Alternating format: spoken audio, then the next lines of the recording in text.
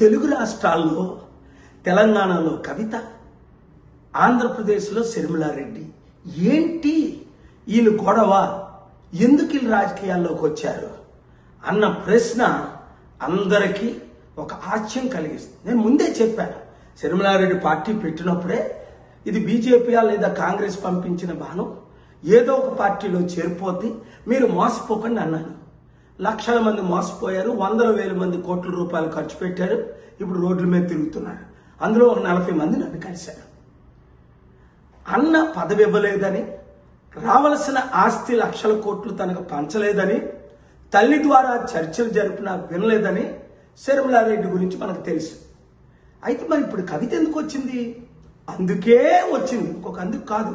అన్నయ్యకి పదవి ఇచ్చేశారు, లక్షల డబ్బులు ఇచ్చేశారు, కోట్లు, నాకేమి ఇవ్వలేదు, నేను ఊరుకుంటున్నా.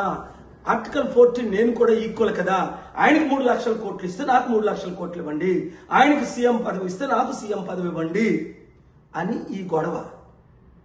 చంద్రశేఖర్ గారి కూతురు కవిత, రాజశేఖర్ గారి కూతురు శర్మిల, వీళ్ళిద్దరు హస్బెండ్లు అనిల్ భార్యలే. ఇద్దరికి ఆశలు ఆకాశాలు.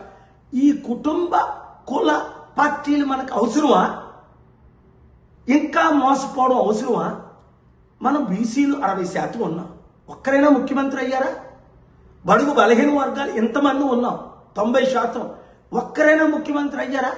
ఇంకెందుకు మీరు మోసపోతారు? వాళ్ళు ఇచ్చిన 1,00,000 రూపాయలకు, 100 రూపాయలకు, 1000 రూపాయలకు కూలి పని చేస్తారు.